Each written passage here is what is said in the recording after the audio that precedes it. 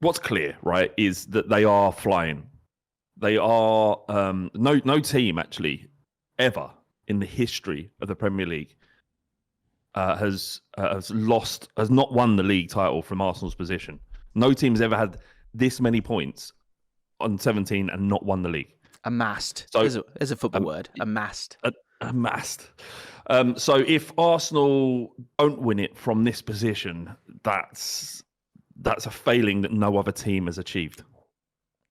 And the thing is, and what's uncomfortable now is that any points dropped feels pretty bad for them. Whereas at Spurs, like we're just plodding along. Yeah.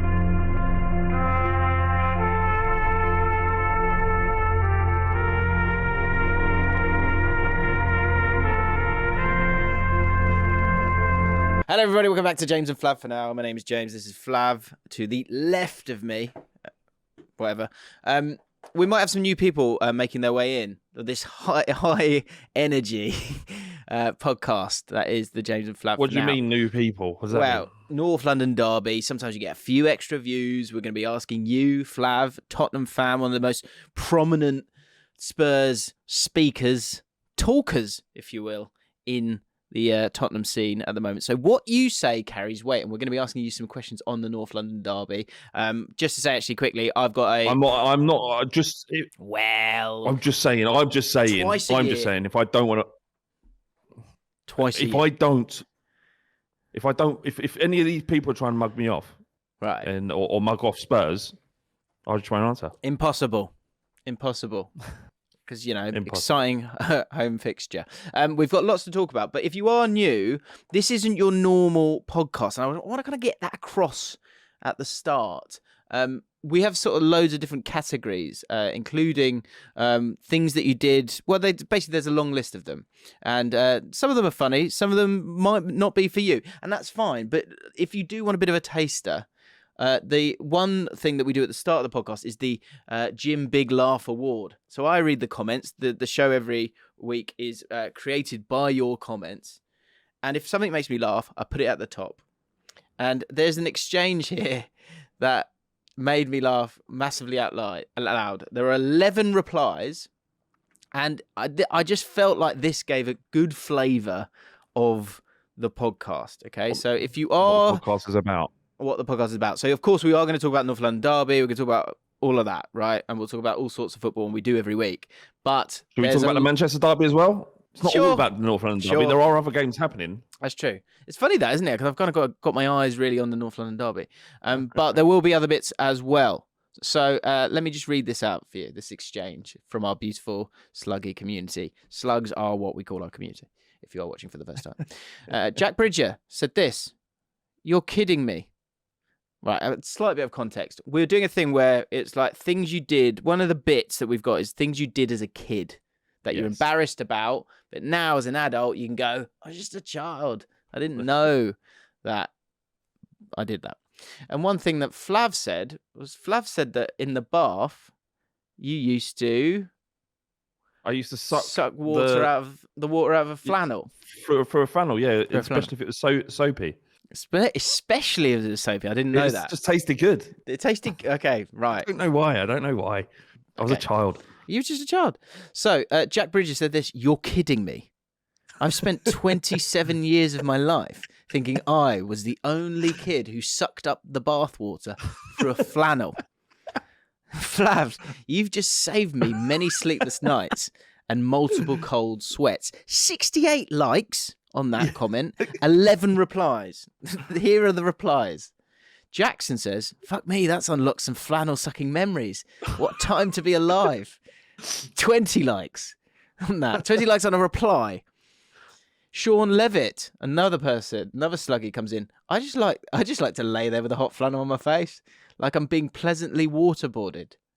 Jack Bridget replies, "You still partake in flannel games as an adult? I respect it." Sean Levitt said, "I do have a bath. I don't frequent it much, but after this chat, I'm yearning for a nice warm waterboarding and a gentle flannel suck."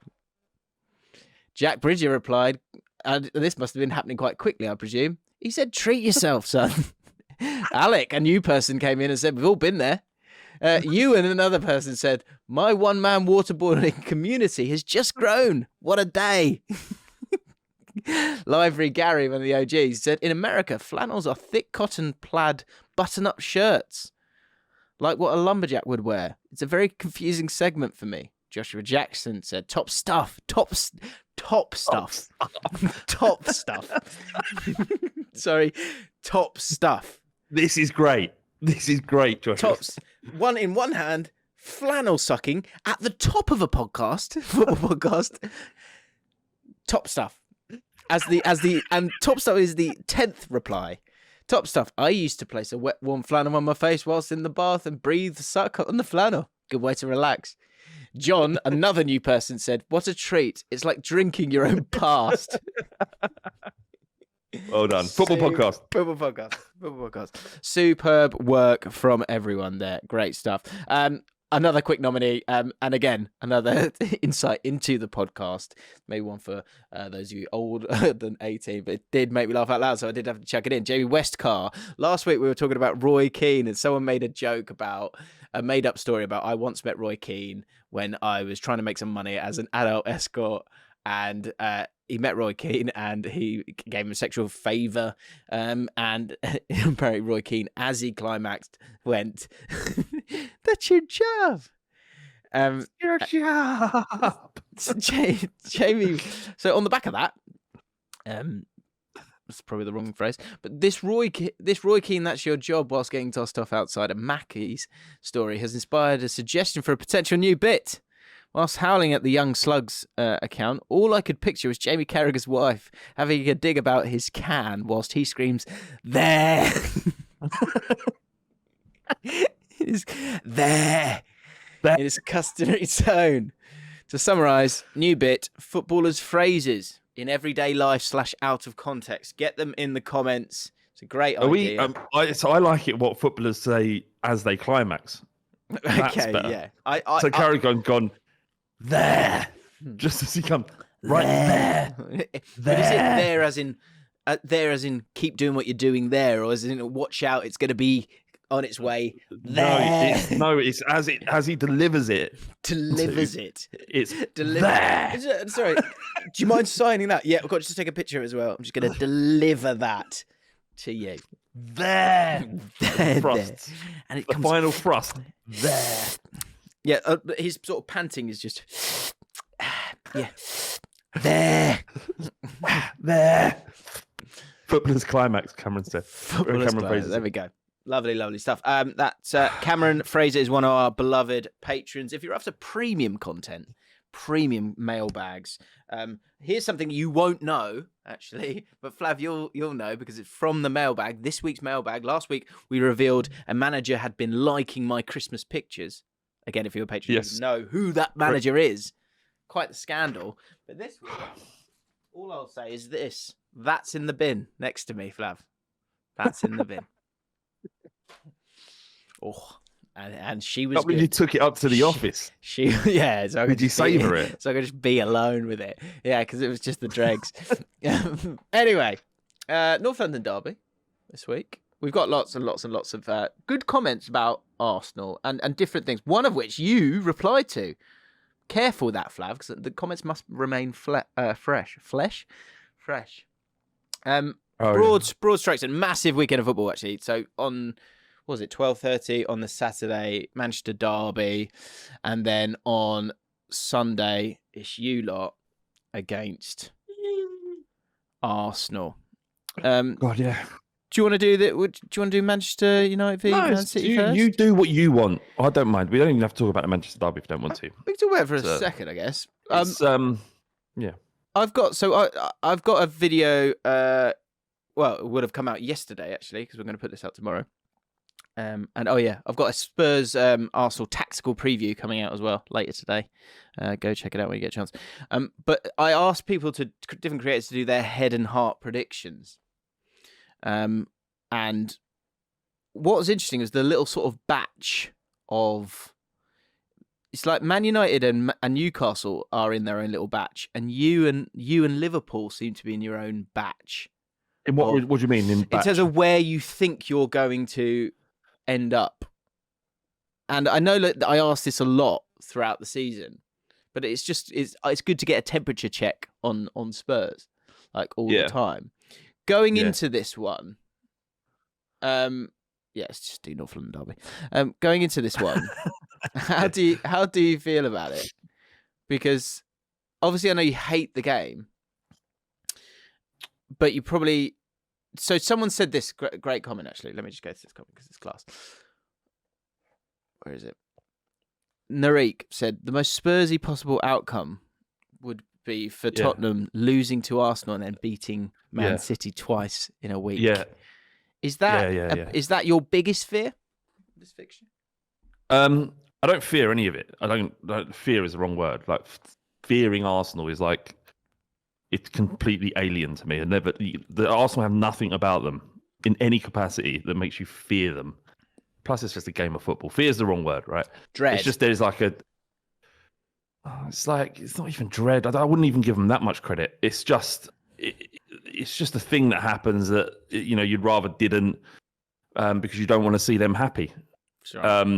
But by and large, it's just for us. Certainly in this game, it's 3 points. If Arsenal beat us, I mean, it'd be annoying, but it doesn't really make much difference to Tottenham. Whereas if Arsenal don't win and City win, there's a lot more pressure on them.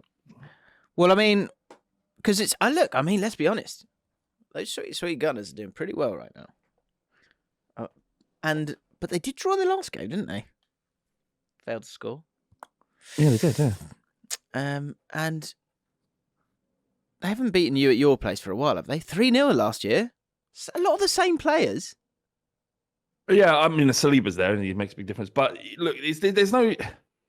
I think there seems to be an assumption from the Arsenal fans. This is as far as I can gauge, and I haven't spoken to many of them.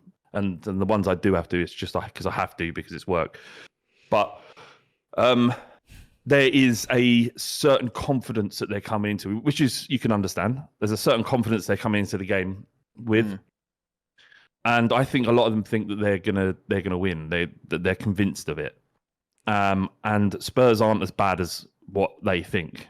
And it's a big if Bentancur and Kulusevski are back in the team, then we're a different outfit altogether. If you could only have one of those two, who would you want? Kulusevski? Oh God, no, probably Bentancur. Really?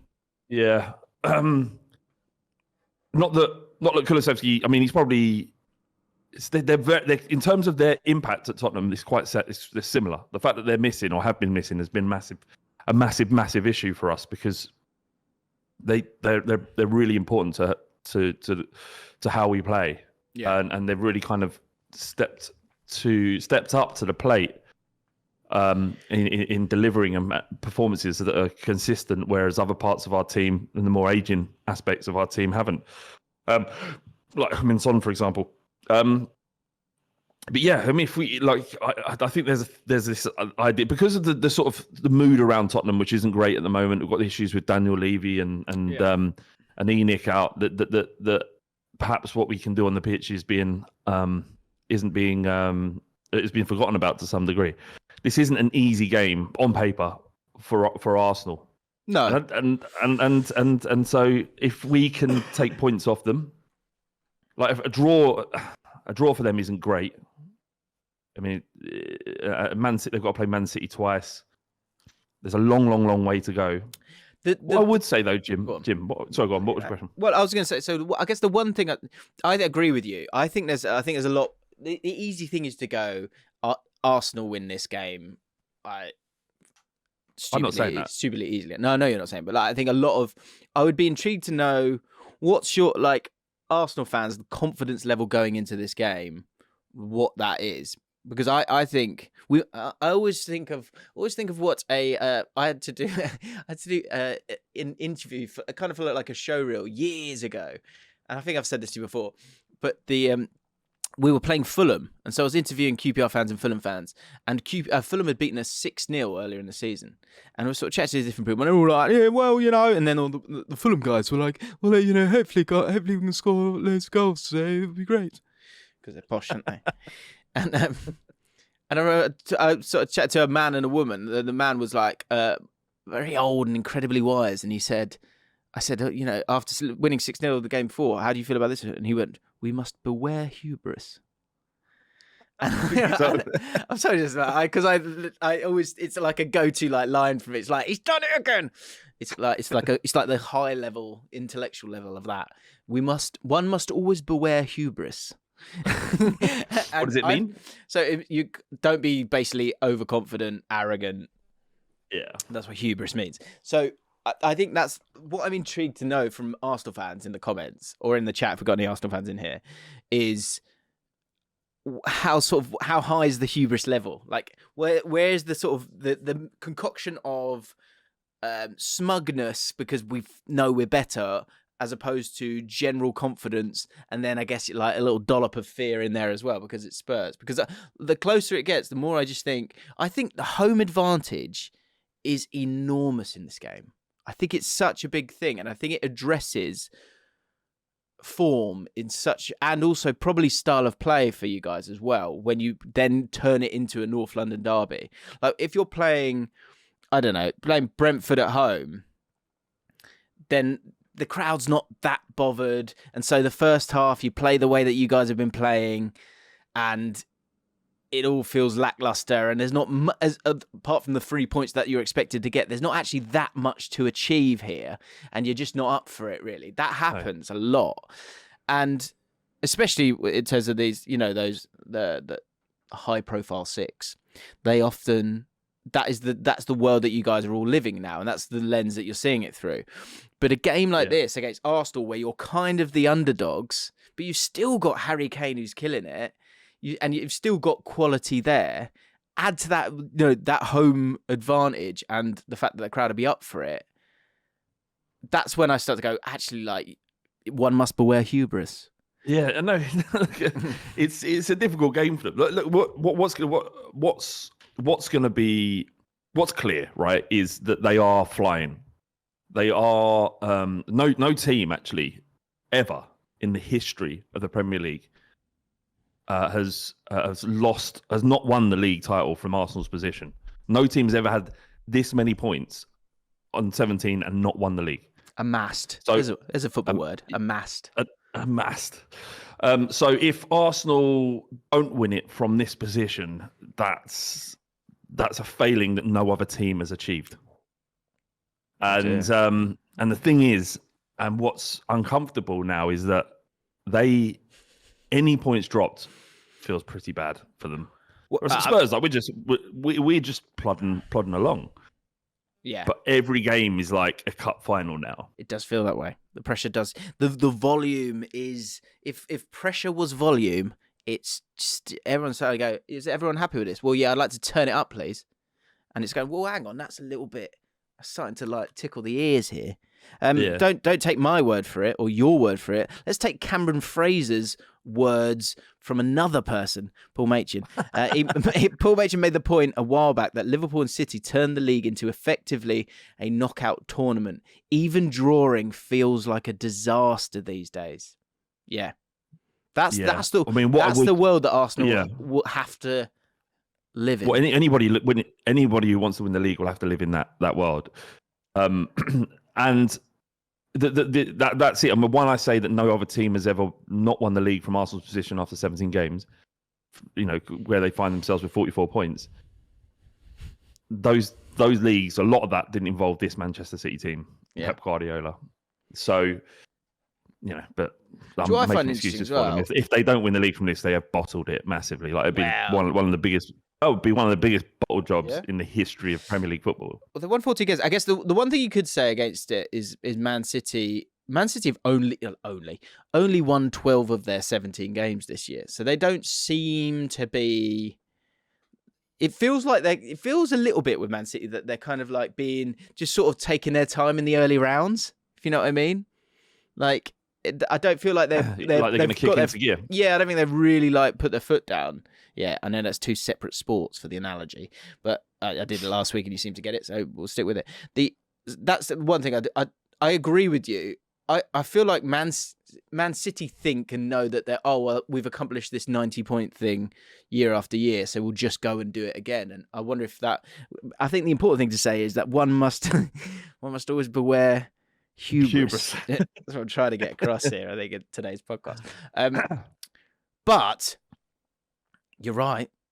Arsenal, and what I would like to see, I'm intrigued to see, I'm curious to see how would Arsenal fans react if they were to lose a football match, and not to lose any football match. Can you click off that? I don't want to look at that. I just want to see the next few fixtures for God, Arsenal. I'm going to turn off that screen. Hang on, though. It makes me feel sick, Jim. I'm going to look at you instead. Okay. I'm going to look at you instead. That's fine. Do that. But the thing is, and I don't want to create any Arsenal cracks here, Flav, but you've made an interesting point. And if you bear in lose, mind that's not. These are facts, not opinion. Okay, fine. I'm not. This isn't my Spurs bias speaking. Right, these are just facts. Factually, it would be the biggest bottle job. Well, it would in the history, in the 30-year history of the Premier League. Premier League, yeah, in 30 years, be the biggest bottle job, yeah. But I mean, everything's fine right now. Everything's like rosy. Like against Newcastle, they were the better side. Newcastle, great defensive performance from them, and Newcastle are third in the league right now. Aside from that, of course, they've won 14 games. Everything is rosy, but if we just look at these fixtures, what if they do lose this game to Spurs? And it's not just losing a game; it's losing a game to Spurs. And what? Because the game after that is a resurgent Man United side, Flav. And there's going to be then the volume gets dulled up just a little bit, doesn't it, Flav? Well, look, let's play this out. Like if Spurs manage to beat Arsenal, which in the current state of both those teams, it's a big task to ask, because Arsenal are a very good team, right? Sure. But if they do, and City beat United, that their lead is cut to, what are we, 2 points. What is it currently? I think, maybe. I thought it's 5 ahead. Oh, sorry, 5 ahead. 5 ahead. So that's 2 points, and they've got to play Manchester City twice. So even if they win, it's like, look, Arsenal fans are bouncing around going, we're not favourites to win this league. We're not. You are favourites to win the league. You are favourites to win the league. You have to win the league from this position. If you don't, that is a huge failing. Go on, just hang on. Wait. Just say that. Just say that one more time. Say that again, what you just said. Arsenal fans are... What, have you zoomed in on my face? Yeah. Arsenal fans... Down the barrel. Okay. Arsenal fans have... they'll go around saying that they are not favourites to win this league. They're saying that there is very... The favourites to win this is Manchester City, that they're not favourites. The reality is, whether you like to, however you shape it, wherever you makes you sleep well at night, the reality is that you are favourites. You have to be at this stage, because no other team has amassed 44 points after 17 games and not won the league in the Premier League. It's never happened. If it happens, you're the first team to fail from this position. And regardless of whether or not you think you're favourites or not, the reality is that you are. And Manchester City are not. They're chasing you. And so the pressure's on. And, the reality is that while if you win the league, it would be fantastic for you and horrible for us. If you finish second, that would be fucking funny as fuck in this position. Oh, dear. Look, I am curious to see the reaction, because it is incredibly easy to be reasonable when everything's going well, and to be sensible and fair when everything's going well. It's very difficult when, the wheels start to squeak a little bit. Do you think Troops is going, do you know what we could do with a defeat? need something to shout about. No, I like none of those. The Arsenal fans out there that were Arteta out, get him out. He's a fraud. Get him out. It just shows you how fucking little you all know about football, and maybe you should speak a little bit less. Because look, the Arsenal fans, the vast majority of Arsenal fans, are so lucky that their board don't listen to them. Because they're walking around like Arteta's the second coming, when half of them, maybe more, the majority of them wanted him out in the second season. That is true. That is true. So you're just lucky you have people that actually understand football running your football club. Well, they do seem to be putting it all together pretty well. Do you know what? There was a comment, actually. Let's read this one. Because JRD, the main reason for Arsenal's success is not necessarily bringing in great players, but ruthlessly getting rid of the dead wood, no matter the cost / loss. Orba, Kolasinac, Ozil, Maitland-Niles, a bit harsh on Maitland-Niles, David Luiz, Guendouzi, Mustafi. Yeah, they're right. He's right. They like, I'll take my Spurs hat off, and it's not like I say. I'm not giving Arsenal fans any credit because he did fuck all. It's what their club done as in terms of running it. They've backed Arteta. This is fundamentally an amazing lesson for everybody. In that, maybe if you just give a manager some room to breathe and to implement these ideas, that things might work out. The fact is the board stuck with him for 2 8th place finishes and a 5th place finish with a complete capitulation at the end of last season. And look at them now. Yeah. So, I know it's our job and fans' job and their prerogative to bang on about it, but they want change. They need a new manager. We need new owners and all that stuff. Guys, you don't really know what's going to happen next. But I think everyone talks with such authority because there's no accountability. Or people, like we're joking about it now. I mean, me more so than you. But like you have to have jeopardy, and you need to talk about all these things, and it's fun. Like that's part of all of this. Is it's fun. Yeah. But you're right though. When it comes to the manager, that's the thing. As the years progress and people get managers, and I often have the feeling of, well, hang on, give him a chance. That's my general sort of state of play. What I do always really believe in is like you need a well-oiled machine as a whole structure of a club, but then you need to back the man. Forget the manager. Let's take Adja off. You got to back the man. Is the man smart? If he's smart, then there will be success just isn't linear, is it? Like there's going to be wobbles along the way, and you have to go, no, this guy gets it. This guy's good, and see it through. Because there's always another season. Yeah, it's part of the reason for the frustration with Conte and him not signing a new contract. And it's it's not so much right now. We just need to know that there's something beyond the immediate. That through the next 3 seasons, Conte is committed to making this happen. And that's what's difficult from a fan's perspective, a Spurs fan's perspective at the moment, is that you don't know where we're going to be in a year. We can't see that far because Conte's contract, he's actually got a year extension. They can agree to extend it for a year. But if he chooses to leave at the end of the season, then you're like, well, fuck, we've got to start again then. Yeah. And it may be that we bring in the manager who's better than Conte or works better in this circumstance, and it's all fine. But the fact is what Arsenal and let's say Newcastle and even sort of Liverpool, they're going for a fallow season to some degree, but they know what's in front of them. Whereas Spurs, it's really kind of up in the air about what it is. And that's really backward, isn't it? That's so backward to what you normally it's like the manager would love the time. I would love the time and the security to plan a 3-year project out and see it come to fruition. And okay, let's not overspend on that guy. Let's wait. We'll wait until the summer, and then we'll go and buy this guy instead. But Conte's kind of ripping that away by not just committing. It's like, no, I don't want the time. Just give me the money. Just get it on now. Give me the money. So the end of that comment was weird. Just quickly. Go on. Oh, go on. Or just he was saying that Spurs need to do the same.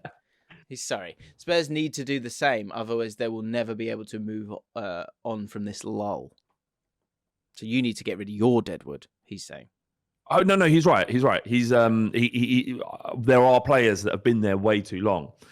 To be fair, we have started to do it. We're taking cut price. We moved them Ndombele and Lo Celso on for free. No loan fee. I think $500,000 for Ndombele, who's actually doing all right in Italy at the moment. Napoli being top of the league. Oh yeah, but he's paid about 40% of the games as well, which is quite impressive for Ndombele. So it is to some degree happening, but you're right. That cutting them out doesn't matter if you take a loss. They're not going to help us get to where we need to be. To cut them out, the same thing for us. The fact that we've had Sanchez, Dyer, Tanganga, Ben Davies in our defence for the last 4 or 5 years isn't good enough. So I agree with me that does need to happen at Spurs. What was I going to say? Oh yeah, just final thing on that what we are going to be. There's the trust has sent 4 questions about the focus and structure of the club, the strategy, what are we doing, and the club apparently have agreed. They said, in fact, the words were they're eager to answer these questions. However, we can't do it before the end of the transfer window. And there will be a statement from Paratici at the end of that transfer window. They obviously don't want to remove their leverage about what we can be planning, but right, we'll see. We'll see. This is interesting as well from George Askam. Question for next week. Not a slander on Spurs. Don't hate me, Flav. Do Spurs feel lucky to be part of the big/greedy 6? For me, they are the same as Villa/Everton in terms of big club. Should they really be up there? And is their baseline actually 5th/6th? And should they actually just be happy with that? From a Preston North End fan. Important to say that. I think that's probably where a lot of the hatred of, a lot of grief that Spurs get is a frustration from other fans in that we behave and talk as if we are a club that has been successful in the modern era, where the reality is we haven't. The reason why we spoken about in that way, the Sky speaks about us in that way, is because that despite not winning things rather, our global audience and the amount of people that tune into, this is fundamentally how a club is valued by a broadcast, and the broadcasters are pushing agendas like Big Six, okay? And fans do it as well, but Sky Sports, BT Sport are also, I say, guilty of it. It serves their purpose, isn't it? It's to generate interest in their product. Yeah, I think it's Big Seven now, by the way. With Newcastle, might even be Big 8 when another Saudi buyout happens, and then it'll just be the Premier League that's just full of loads of money that's inaccessible to anybody, ergo Super League. You're based and you're talked about on how many eyes are watching the content associated with Tottenham. So when Spurs play, if they are watched and the broadcasters see that the audience is 6th highest in the league or 5th or 4th, whatever it might be, then there would be talked about in that regard. It's about finances, money, marketing. I wouldn't get caught up in it, to be honest. The idea of a big six is do you feel lucky to be in, because you are in that carousel of teams that I don't acknowledge it. I don't feel. Of course, but that's other people. About that. You should go away and think about that. I don't feel lucky. I don't feel anything. I don't feel anything at all. Right. I'll go away and think about it. But right now, my answer to that is I don't give a shit about it. I don't think about it at all. It's not a real thing. It's marketing. No, that's privilege. That's football fan privilege. What would you want me to say? Yes, I think you go, actually, that's a good point. We haven't won anything for ages, but everyone does talk about us. We are a big club, but yeah, probably do feel lucky. I think that's the right answer. If you could swap it and no one talked about Spurs, I'd be happier. You'd be poorer. You're poorer. It's not. You're talking about it. As a Preston fan, you're talking about it. Other clubs are talking about it. No, we're forced to talk other about clubs seem to be more upset. Yeah, of course, yeah. But my, I think part of the reason why Spurs, why answer me this: why if we don't belong in terms of status in that top 6, then why are Arsenal, Chelsea, and West Ham obsessed with hating us? We don't win anything. Well, obviously, in your own words, no threat to what you're doing. But yet, you hate us. I think actually league position does matter in all of this, right? Or the possibility for high league position as well. And I think that's the thing, is that I don't think there was the same, and there wasn't the same coverage full stop, but there wasn't the same. I think that Spurs were a Villa, Everton, West Ham when they were finishing in those places. But you finished between... I mean, you can probably tell me, between 3rd and 7th for the last 10 years, 7th. Right? Yeah, we finished 7th in the Mourinho, but that was our lowest position. Sure. We've been in the Champions League 4 or 5 times in the last 10 years. Yeah. But if you finish in the Champions League, you're in the top 4 in league standings. So I guess what is the question? That we haven't won anything. So if winning 2 League Cups in that period, does that elevate us? No. Not really.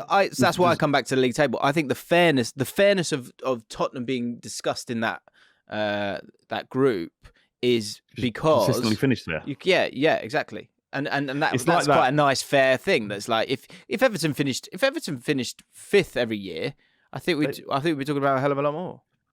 Yeah, probably. Yeah, yeah, you're right. They would, but I think that the big six in inverted commas. Yeah, no, you probably would, right? Because there was a big four before the Premier League that Chelsea and Manchester City weren't a part of. It was Arsenal, Everton, Tottenham, and Liverpool. That was like the original big four, and based on your performances in the league, it changes. Well, Newcastle's a great example of this. The focus on Newcastle is once the money comes in, and then they're going to be contenders now. They then become relevant, and they've also got the fan base to back it up. So then it's like, yeah, let's talk about Newcastle. Let's because they're going. They're on their way there. There's nowhere they're not on their way there, and so then in the league table, they are as well, and then they're going to be knocking about those places for the foreseeable. It's a story, isn't it? So it becomes a big six, right? Big seven. Seven, yeah. I think unless then there'll be a big seven, and unless something happens, soon it will be the nation state four. It'll be that one. But there aren't. Tottenham as an entity, and Arsenal as an entity, and United, Liverpool, they're not walking around. The owners going, "Yeah, we're a big six, we are." It's just media and fans talking about it. The clubs just get on with it. It's not. It doesn't exist. It's a concept that and a marketing gimmick by broadcasters to perpetuate the status of clubs, which serves their product. I get what you're saying. I think the big six is always with the idea that they will be the top six teams in the. There was a big four before. It wasn't such thing as a big six until. Yeah. So I think it's loose. It changes. It changes all the time, and it's how cut adrift you are from all of that, and that's why Newcastle are now coming into this big seven now, because we would expect those to be the seven that are relevant at the top of the table. Yeah, Joel, this is a good example. Joel, you're right. Joel Dench says, I remember Villa under Martin O'Neill. It was between us and Villa. I don't know who he supports, but us and Villa who were breaking into the big Sky Four. The Sky Four. Sky Four. Yeah, do you remember that? Like Sky Sports 4. It was Chelsea, Arsenal, Manchester United, and Liverpool. All right. No, I don't remember that. Right, I did ask on Twitter for a few questions for you, so we'll just rattle them off. And then football chat will cease. Regan, if Spurs win something after bending over for Qatar, is it all worth it? Would we be happy? Do we deserve to be happy? Wow, that's a deep question. So this is about the QSI, the club, the people that own PSG have had a meeting with Daniel Levy about buying a minority stake in Tottenham. Minority stake. Yeah, well, we're up to 29.3%, which would be about £1 billion to ENIC and Daniel Levy. Okay. And then you would imagine the investment from transfers would come from the Qatari money rather than Daniel Levy and ENIC if they're giving up a third of their company. Although we don't know. Man, I don't know. It's going to happen to every team in the Premier League, so it would inevitably happen to Spurs. Tottenham, football's already sold its soul. So what if it happens to Tottenham? It happens. I don't know what else to say. It's horrible. If we win something of it, I think we forget pretty much where the money comes from when you're winning. So yeah. Is it time to drop Son? Is that one? Is that an actual question? Yeah. I don't think we drop Son because Richarlison's injured, but Son's form is as bad as he's currently going through his worst form since joining Spurs 8-9 years ago. He's I don't know what's going on with him. It's hard to describe. But yeah, this season he's been between 4 and 5 out of 10 generally. Really, bad? But yeah, but dropping him because you're not sort of dominate it. It's still that kind of like counter attack. You get it to Kane and give it to Son, so therefore he's not involved that much. Well, no, we still try to play that way, but he just hasn't. It's just something not right there. It looked to me. I don't know, and it's probably just a temporary thing, and he is too good for this to continue. Or people age differently. Every player has when they're the peak of their powers start to diminish somewhat, and maybe that's what we're seeing with Son. But who knows? But no, we don't drop him for this game. Is Kulusevski fit, and what does Flav think about starting Jed Spence for the North London derby and testing his mettle? Not in a million years will that happen. No chance. No. And what was the question? Is Richarlison fit? Kulusevski? I don't know if they're fit. I don't have any insight into the club. The rumours are that both Bentancur and Kulusevski will play, but Bentancur's the biggest doubt. But I don't know. I don't have any inside knowledge or anything. Last two, really important. Would you take the L if it meant a well-placed skip challenge took Partey out for the rest of the season? Probably. Do you think that would upset them? Would that stop them if they lost Partey? I think it would be a big loss for sure. It would be huge. Then yeah. Okay. And Stuart, what is Antonio Conte's Nando's order? Very spicy guy, is he? He's Italian, isn't he? They're not really bothered about spice, are they? Yeah, no. I went to France once, and they the south of France, and they went to Biarritz a couple of times, rather. They don't like spicy food. There's no curry houses there, or there's one that's shut down. It's like, that's so English. That's such an. They don't like heat. Right, let's find the nearest curry house. But no, I didn't. It wasn't that I was seeking curry. It was a conversation we had. There was two things that they just don't have there: curry, hot curry, spicy curry, and halloumi. Right, halloumi. Yeah. Okay.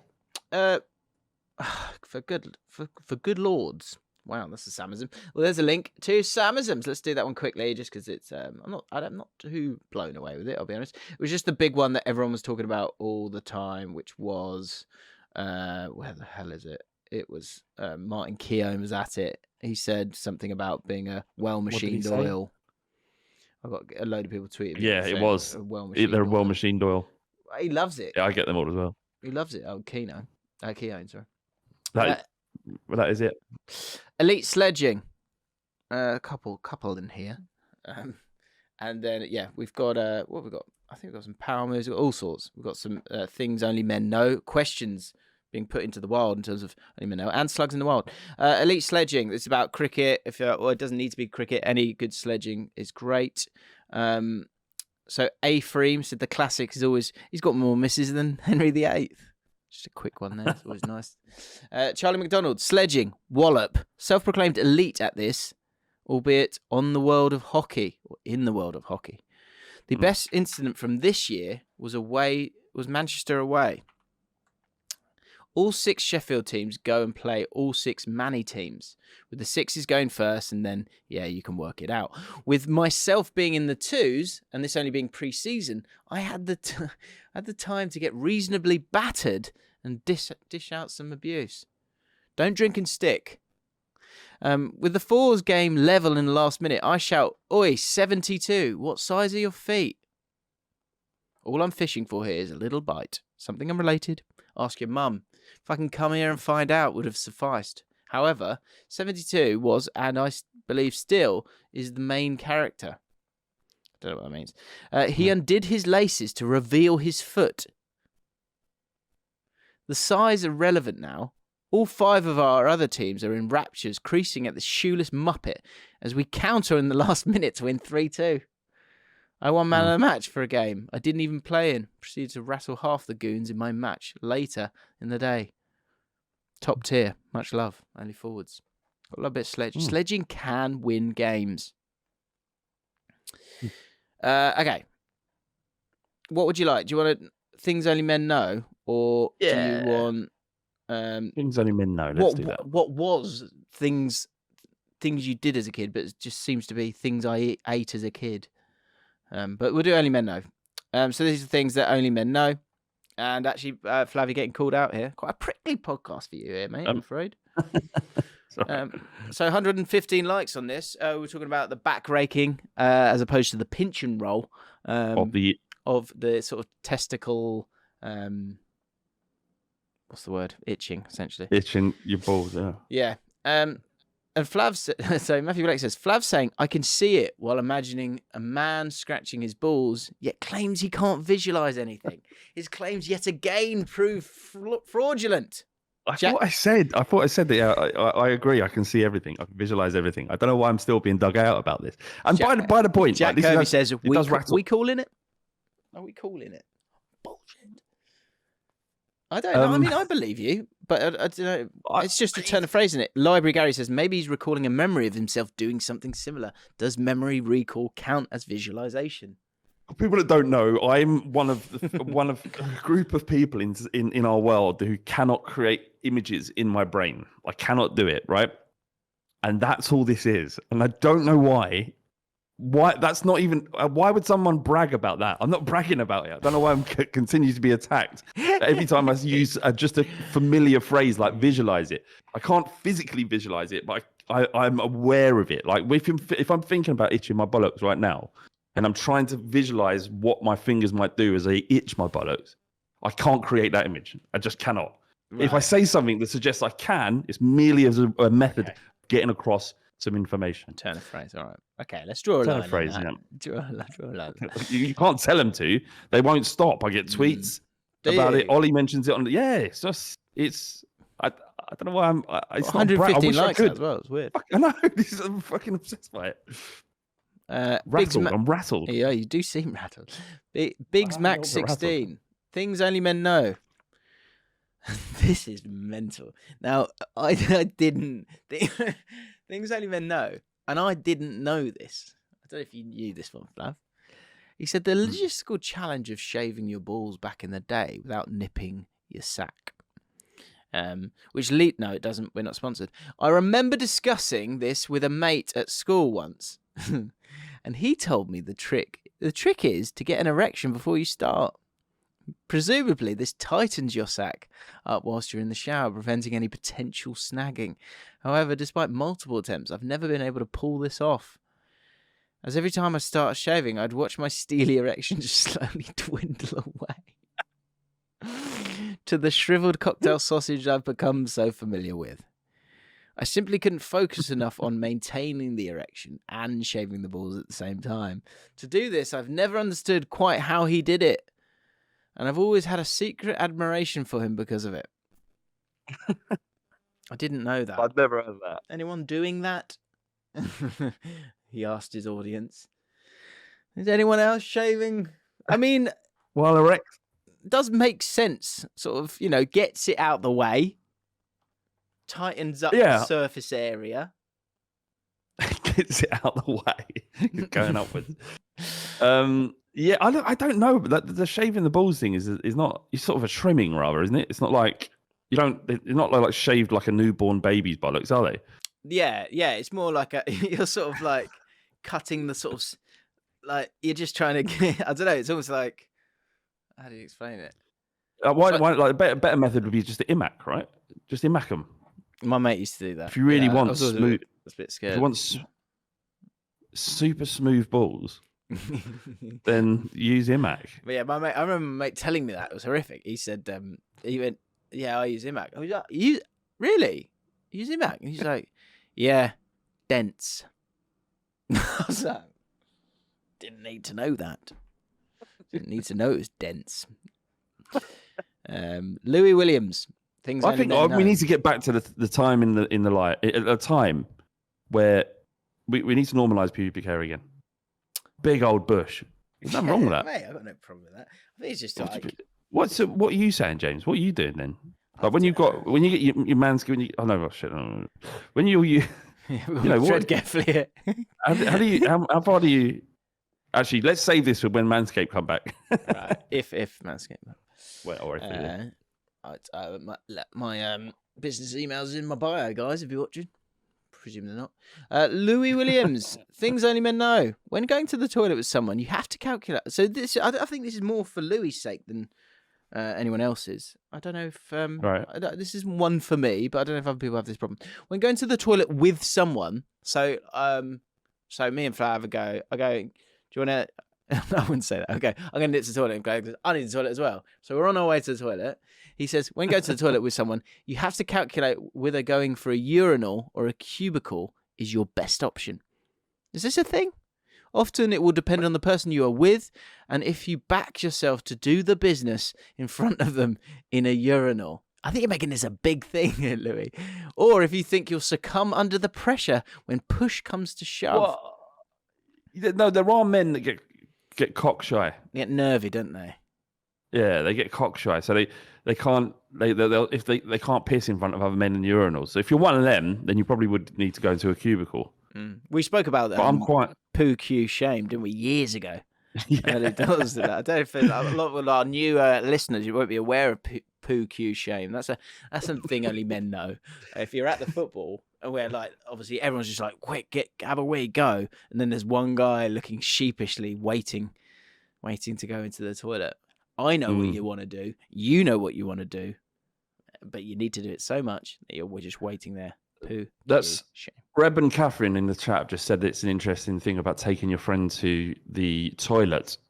I've never understood quite why women do that, and they always do. Even now, at this certain age, they're like at my age, the women will go to the toilet together, and I don't know what it means and why they do it and why it's so common. So yeah. Is it like is it just to have a chat? Thing? Yeah. If men go to the toilet together on a night out, they're going to do a line of gear probably.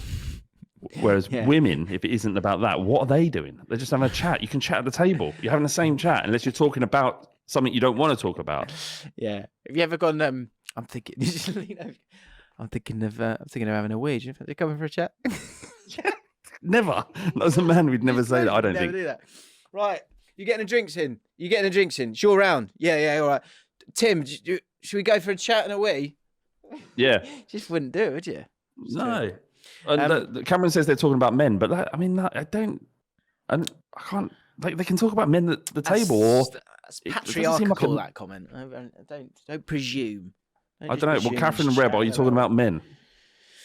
It's more chatting about. It's just gossip, isn't it? It's not about men specifically. But apparently it's definitely a female thing. LRHFC says you don't want to be caught firing a blank piss. Is that a thing? What's a blank piss? Well, I've been in toilets and thinking this is not going to happen, and then just walked out. Like I need a wee. I've gone to the cubicle and I've either got stage fright or I'm just thought this is not going to happen. I've heard that, like someone goes and then they stand there next to the door, and I'm like, you're just standing there, mate. Yeah, standing there, and then you know it's not going to happen, and you pretend that you have had a wee, you shake your willy, and then tuck it away, and then walk out as if you have weed, because the shame of going to the toilet and not being able to wee is significant. Have you ever gone? What, are you even a man? Are you even a man? You can't piss. Are you even a man? Yeah. Are you a man? If you need to go for a wee and go to the urinal and can't wee, are you even a man? Have you ever been caught where you've gone to the toilet just to get away from where you are, or to just have a break from something, and then you kind of been caught with someone else who's also there, and you're like, oh shit, I haven't got anything here. I'm just trying to get away. I just wanted to look at my phone or whatever it might be. Just reckon I am a man. I just need to get away. You just sort of quietly go out the corner of your mouth. So I mean, for me, just urinal, innit? Bonus power moves if you decide to opt for the urinal and piss for as long and as loudly as possible, because we all know what that implies. Yeah. Jed, remember in the old office. Jed. As soon as you said that, I thought of Jed in our old office at Ball Street. It's because we had the office and it was next to the toilet, and you could hear Jed pissing through the wall. And it was going, because he was such a tall man, it was traveling such a distance to the water, and he'd piss straight in the middle of the water. Like, see, that's the thing. That was something someone was saying to me in terms of things that only men know, is the decision to either go straight for the middle bit or aim for the side. Aim for the sides. It's etiquette. It's decency. You're a decent human being if you aim for the sides. I'm having this thing with Will, my boy, at the moment, where he's pissing through the toilet seat. He's not lifting the toilet seat up. He's pissing through it. Right.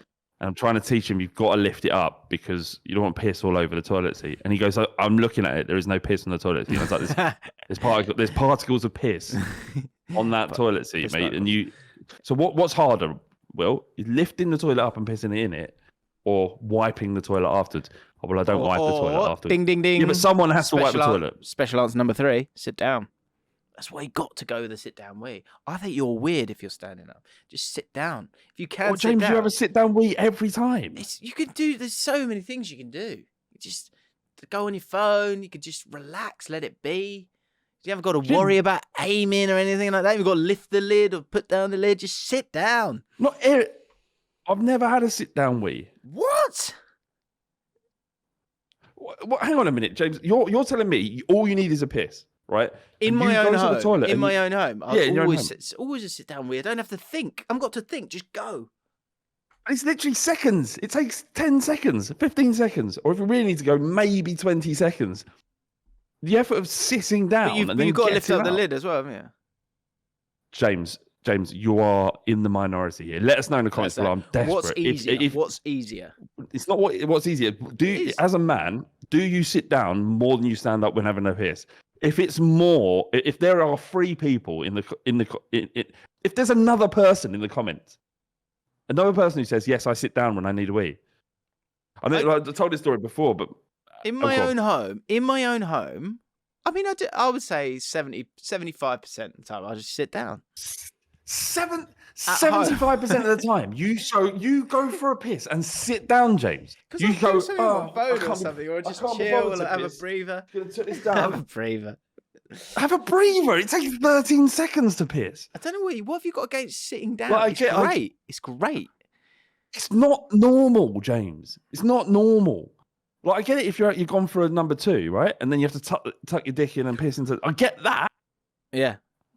But then you've also got the option. Have you ever done that? Have you ever been standing up having a wee and go, actually, I need a poo, and then you got to sit down? Not me. I just go. No, I've never done that. Well, okay. I know. I'll tell the story again. My mate Alex. Spurs were playing Chelsea in a semi-final of the FA Cup, and we got absolutely slumped 5-1, I think. And he was so upset. The first half was so bad. I think we were 4-0 down at half-time. So. And he was so upset that he was so angry that there was a cubicle. Obviously, at half-time, a lot of blokes going for a piss. There was a cubicle with no door on it. And he pulled his pants down and had a sit-down wee in front of everybody. He was that upset. He was apoplectic about the football that he didn't even give a shit that loads of men were watching him having a sit-down wee, tucked his willy between his legs and had a sit-down wee. Fuck. That's amazing. Josh Rogers, part of the sit-down club. 100%, he says. Good lad. Right, let's move on. Nathan's back. Nathan was our adult escort from last week. Things only men know. Spitting while you pee. Don't know why I do it. It's not something I do otherwise, but every time I pee, I get the urge to spit. I know where he's coming from. I don't do it. I don't do that, but I think I have done in the past. What about flushing the toilet before you end your wee and you race the flush? Have you done that? Yeah, that's good fun. That's good fun. Racing the flush. Speaking of percentages, I reckon you're. I can't believe I'm about to say it. I reckon you're 80% more likely to fart mid wee. It's weird. It is weird, especially in the morning. The first wee, and no one's around. You just go. You look like your wee, and then the fart just arrives. That's something only men know. You just. Yeah, the little farting while standing up whenever we. Or it feels available to you at least. James Boswell, question here. Here we go. Only men know. If there's 3 urinals and there's 2 men's one and a little one, a little kid one. Someone's using a man. Yeah, the ones that's halfway done. Yeah, like little kiddie ones. So someone's using a man's one to the left. Do you use the little one and leave a gap, or do you stand next to the bloke? I mean, it's fine to use the little one, but you'll know that because it's so far down, there's a high risk of splashback. And there's that I have used it before, and I've looked down, and then there's just 2 lines of piss on my jeans because it's just splattered off the side. It's just too far the distance. So I've never done it again. Okay. Could always squat, couldn't you? Can you squat and piss? Is that possible? I don't know. Squat and piss? Well, why don't you sit on a urinal? Mid squat and piss. You'd probably fucking sit on the urinal. You can full squat and piss. Can you mid squat and piss? Do you know what I mean? You could, yeah. Someone let me know. Things you did as a kid. Ash, I can. So a couple of quick ones, and So as I said, this is things that. So I want to move away from this because this is things you did as a kid. It's things I ate as a kid. So I'll go first. Things you thought as a kid. Okay, in the comments, things that you thought were true as a kid. I'll go first. I thought an erection just went straight out. I just thought an erection went like an L, like a body, and then I thought an erection went straight out, and I thought that went into a vagina, dead straight, like that for years and years and years. That's how I thought it worked. When did you come to the realization that isn't the case? It's probably about 12, 13. That's probably not uncommon stuff like that. Okay, so things like that. Might have been older. 13, I remember maybe. as a kid going, when I get older, I'm gonna have sex all the time. Like, I'm just gonna do it all the time, not realizing that, perhaps people don't want to do it all the time. No. Okay. So things you thought as a kid that you were embarrassed or whatever. Same thing. Ash, I can admit it now. I was the guy who took a bite out of the foam footballs that you used in year 1 PE. There was always a bit missing. It was like, who is that? And it was Ash. That's because I remember those foam footballs, and there was always a bit. Why have you done this? Who's done that? Josh Foster, just to round off the toilet chat, couldn't squat and piss without also pooing. Right, good to know. Thanks. Just can do that. Can draw a line. Yeah, that's the end. Ginge Tomasi. Things I used to eat. Up until the age of 16, I would never bother unwrapping the individual sweets when eating a packet of Starburst or Fruitella. I just eat them with the paper wrapper included. That's fucking mental. That's bizarre. And unnecessary. Just undo it. How lazy is that? Yeah, yeah. Sort your life out, Ginge. Tyler Friedman. When I was a kid, me and my mate would love to eat hole punched pieces of paper. Our favourite was the ones you could pop out of the cardboard folder you'd get at the beginning of the year in primary school. What? Yeah. Eating paper, is that what it is? Thomas Martin, one of our moist slugs, is in the chat right now. Hope you're doing well, Tom. Hey, Jim. Hey, Flav. Hello, all you sluggies. Hope you're all doing well. So my birthday is on bonfire night. So when I was a child, I was conditioned to think that because there were fireworks on my birthday, anytime I saw fireworks must mean that it was my birthday. What? Oh, I thought you said the world was celebrating his birthday by letting loads of fireworks off. Well, yeah, sort of. So on New Year's Eve, I'd ask my parents if it was my birthday again. And if I saw fireworks while in the summer, I'd ask if it was my birthday again. And I get all excited because I think that I was getting presents. I've now learned that sadly this was not the case. We can only move forwards. Bisval replies saying, "This is the new Pavlov's dog's experiment. Big Nigel's child." We can call it. Very good. Thomas Martin is the son of former England, Leeds, Everton goalkeeper. Is it Everton? Yeah, he played for Everton. Yeah. Crystal Palace, Bristol Rovers, and part of my greatest ever Premier League 11 videos on the channel now. Didn't do as well as I was hoping, so go watch it, please. I wondered, Tom, even now, when that's just as a sort of chemical instant, as I say, Pavlov's dog's experiment reaction, when you hear a firework, you go, and then realise and get slightly upset, even as an adult. Let me know. Mm-hmm. Rob Reed, weird thing I did as a kid. No idea why, but I used to carry a little notebook around with me. Whenever I walked or was driven past a for sale sign outside a house, I'd jot down what estate agent it was from. I'd keep an ongoing tally, and at the end of each week, I'd make it into a leaderboard. Odd kid. That's it, Rod. Rob, I don't understand that. What do you do now, Rob? I'd love to know. Estate agent. Surely. Gotta be. Surely he's in housing in some form. It's clearly a passion. Ben Farrelly, things we did as a kid. I distinctly remember getting a real kick out of this is true, isn't it? Out of wetting tissue paper and throwing it onto the school bathroom ceiling so it would stick. I remember doing it once, and the school caretaker walked in as the tissue paper was mid-flight. I knew it was. He knew it was me. I flat out denied it until he just shook his head and walked away. Yeah, that was a thing, wasn't it? Wet. Yeah, It would be on all the ceilings. Was that yeah. Our American brethren or any other country? Was that a thing? in schools that was like wet tissue paper and throwing it to stick on stuff.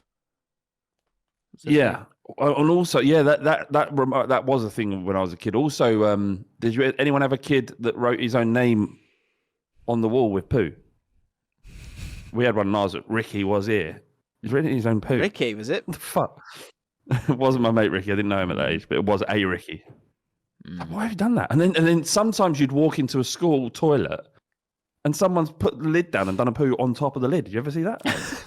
It does ring a bell. Yeah. I feel like we had a kid who did a shit in the urinal, but it wasn't just the urinal; it was the middle one, and it felt like it was like, what, the middle one? Odd, isn't it? People's relationship with poo. It done a poo in the urinal. Sorry, in my head it was just a toilet. Yeah, the middle urinal. Some kids would just do a poo and they wouldn't flush it; they just leave it there. Yeah, flush the toilet. Yeah, what's wrong? Press the button. Fuck's sake. Okay, awkward power move, and then slugs in the wild, and we're done. Edward Rivet. Hey lads, been a slug since Long Ball Street. One for the weekend days. Brackets. Other than a couple of Twitter contributions, I haven't checked in before. While this doesn't exactly fit to any of the bits, I feel like it's a tale you may appreciate. I was arranging to meet up with my cousin for the Wales game during the World Cup. We decided the best option would be to go to a pub and take it in with him and some of his mates, none of which I'd ever met before, or so I thought. As the latter members of the group turned up one by one, I noticed a fellow who seemed vaguely familiar.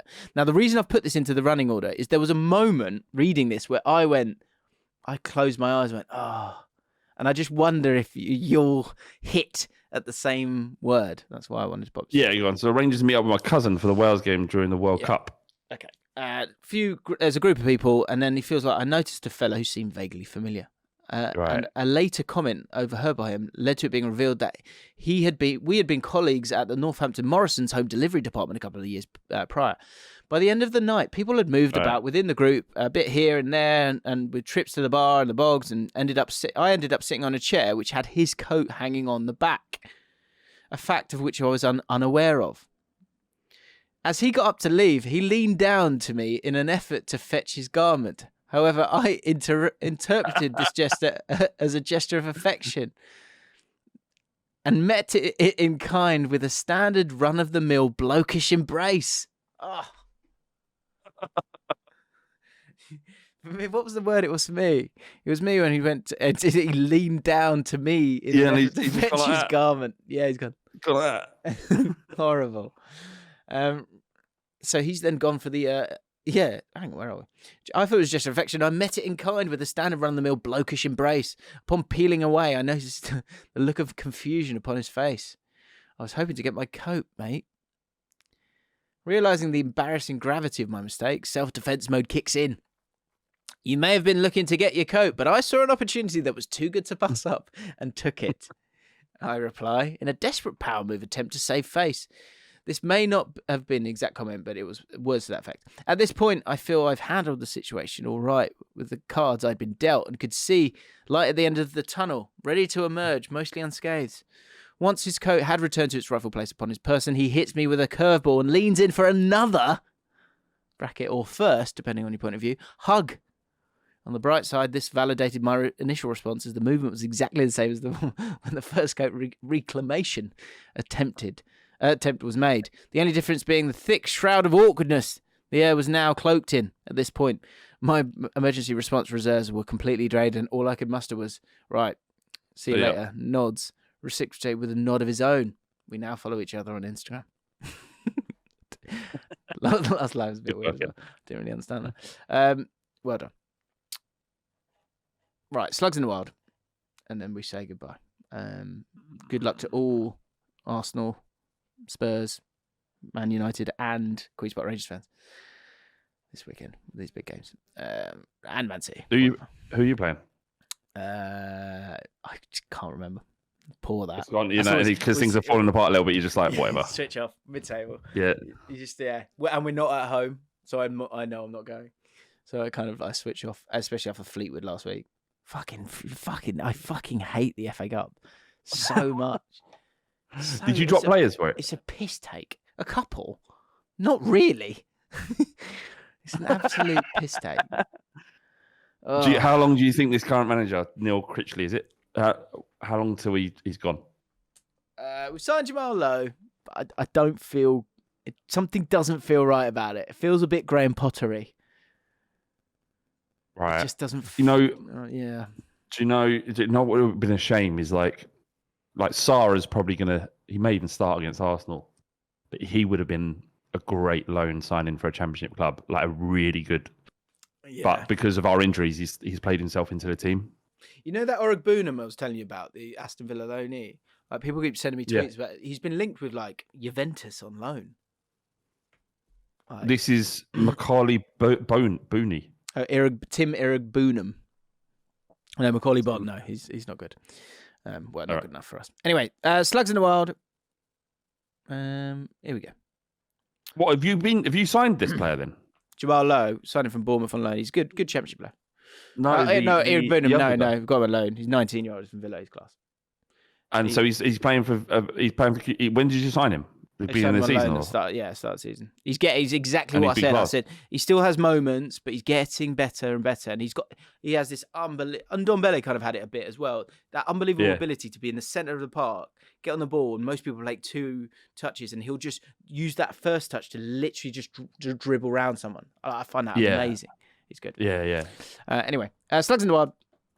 If you do want to become a patron, we do mailbags each week. We'd love to have you. It's premium content at a pound price. Affordable cost. Yeah. Well done. Joe Abella, failed Slugs in the Wild, plus things only men know story. I was at a pub for the England versus USA game. Fresh in my memory was the pod where James and Flav discussed the rules surrounding urinal etiquette. Being a man of culture and sophistication, I never opt for the middle urinal. Here we arrive at the scenario. Nipped off to the toilets to see the middle free with one either side occupied. Being a busy World Cup game, there was a queue for the urinals, but I didn't falter. The guy behind me said to me, "Are you going or not?" To which I replied, "I can't do that, I'm afraid. It's against the men's code. Things only men know, right?" I've got to be honest, I would have taken the middle one. I just get it done. You're slowing everyone down a little bit, Joe. Anyway, I appreciate the moral stance. To which, only the men's code is not something you talk about either. It's just you just do it.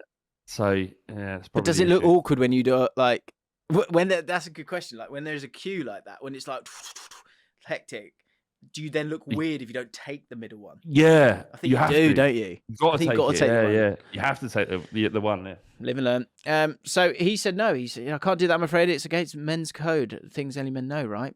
To which he surprisingly agreed with enthusiasm. Now, maybe it was the enthusiasm in his voice or the camaraderie in the air due to the England game, but I mistook this for a common knowledge of Jaffin and proceeded to ask him if he was dry or moist. Straight to that. He dry or moist? In the toilet. Cold. His face immediately turned from excitement to horror, and the scenario took a dark turn. Fair to say he had no idea what I was talking about, and the subsequent piss was one of the most uncomfortable experiences I've ever had. Dry or moist? Horrible. Yeah. Are you gonna? So imagine that playing out. Are you gonna go to the toilet, mate? No, I can't do that. It's against the men's code. Oh, okay, nice one. Dry or moist? Are you dry or moist? Yeah. What?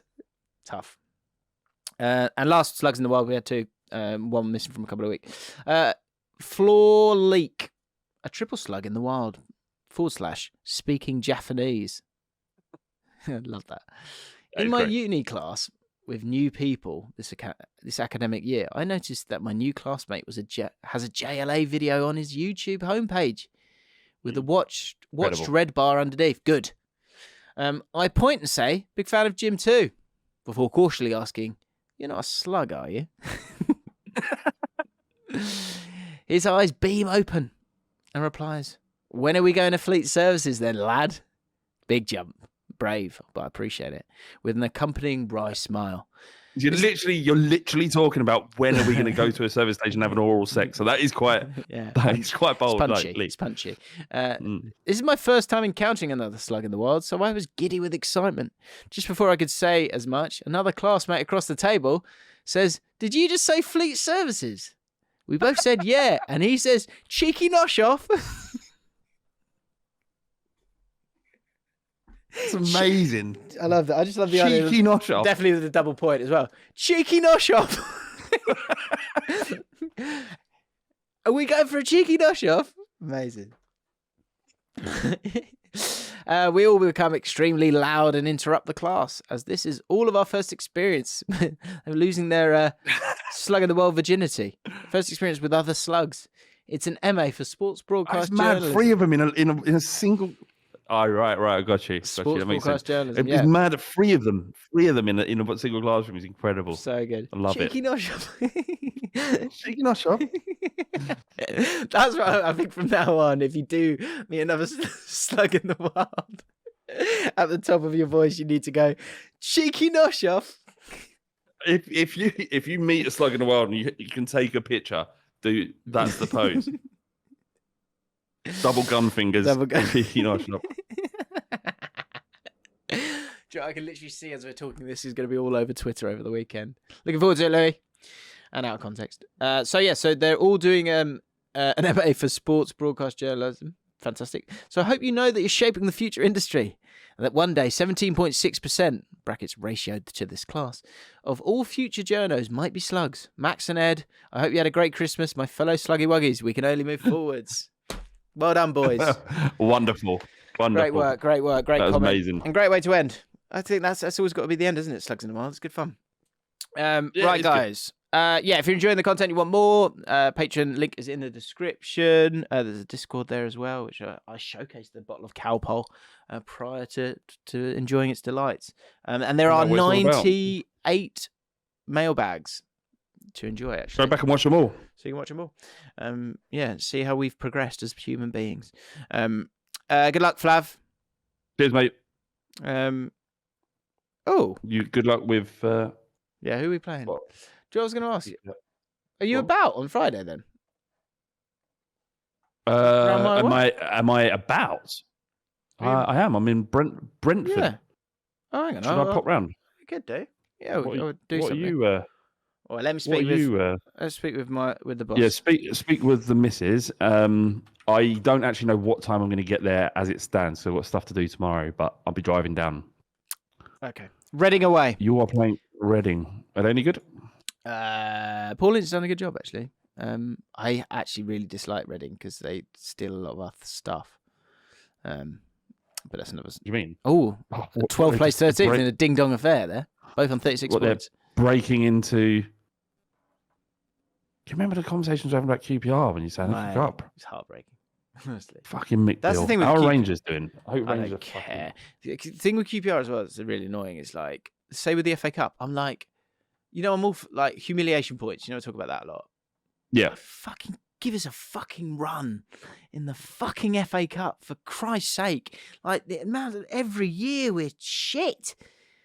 Every year we lose to a crap championship team or a League One team or a League Two team. Just fuck off. It's so boring. I'm not getting any younger. Hurry up and have a cup run, please. Right, have a good weekend, everyone. Bye.